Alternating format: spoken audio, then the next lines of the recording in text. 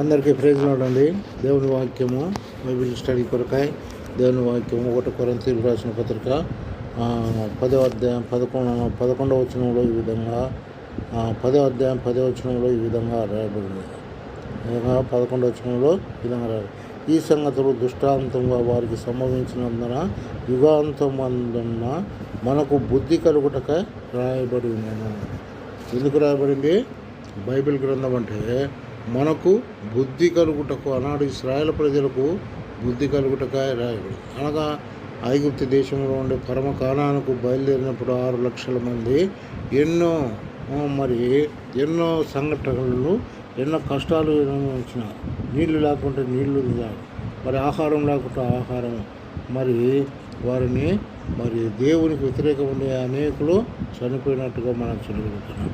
అయితే దేవుని వాక్యంలో నుండి మనం చూసినట్టయితే ఇక్కడ రోమాపత్రిక 15వ అధ్యాయం 4వ వచనంలో దేవుని వాక్యం రాయబడింది.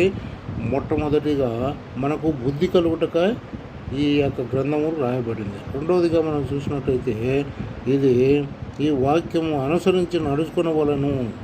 ఈ వాక్యము అనుసరించి నడుచుకోవడం ద్వారా మనకేమవుతుంది? నిరీక్షణ వస్తున్నట్టుగా మనం చూడగలుగుతాం. మూడవదిగా మనం చూసినట్టయితే ఈ వాక్యం ద్వితీయోపదేశకాండము 17:20 వచనంలో కుడికి కానీ ఎడమకు కానీ తొలగకుండా యెహోవా ధర్మశాస్త్రమును చదువుతూ ఉండవలెను అని దేవుని వాక్యంలో రాయబడింది. కాబట్టి ఎల్లప్పుడూ మనం చదివే వారిగా ఉండాలి.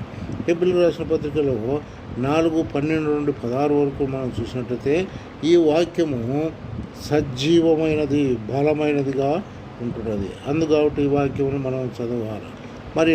ఐదవదిగా మనం చూసినట్టయితే యోహాను సువార్త 1వ అధ్యాయం 1వ వచనంలో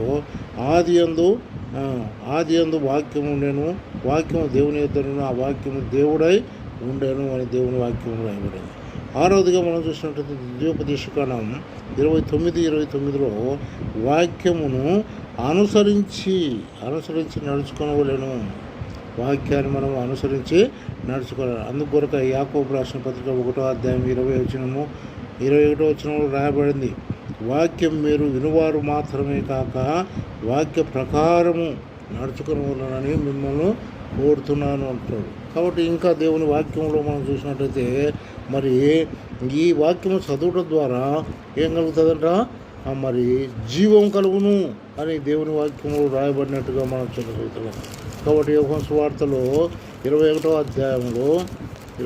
అధ్యాయంలో చివరి వచనంలో రాయబడి